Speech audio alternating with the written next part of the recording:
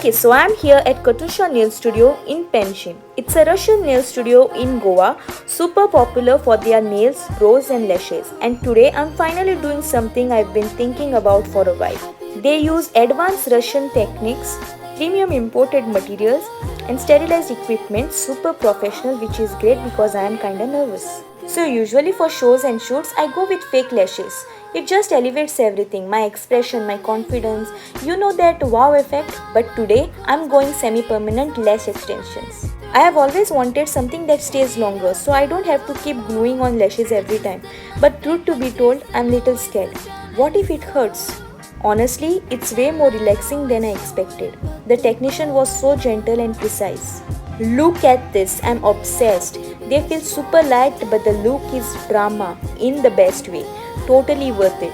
Thank you, Katusha Nail Studio. You might just see me back for brows or nails next time.